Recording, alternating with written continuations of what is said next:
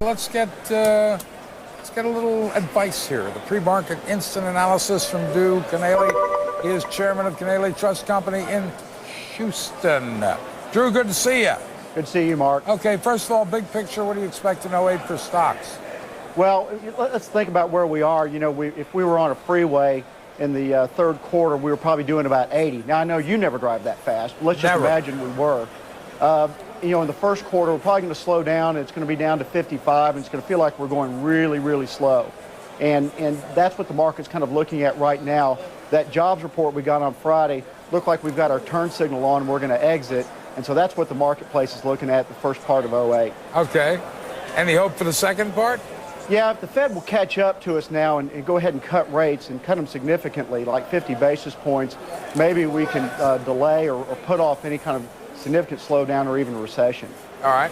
So where should we be putting our money, that which we allot to equities? Well, we still want to favor growth. We still want to favor international, technology, healthcare, maybe avoid the drug stocks. It is an election year.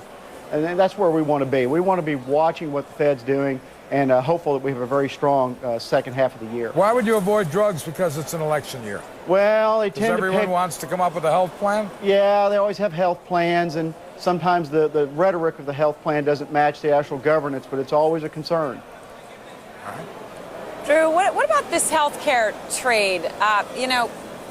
So many people thought healthcare would be this long-term secular play, right, where it's always there because people always get sick and people are getting older, but it killed my portfolio last year. Well, you still have a problem where the actual consumer is not quite connected to the pricing of the product. We still have an insurance intermediary, and so you just don't get the pricing you should on a lot of these prescription drugs. And so until we connect the consumer to the product, we're always going to have this pricing issue.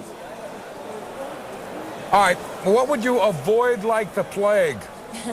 In the first quarter, let's avoid financial stocks.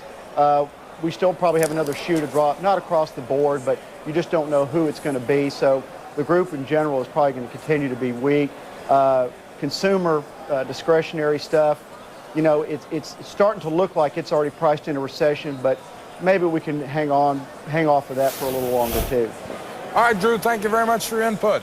Thanks, Mark. Drew Kanaly down in Houston.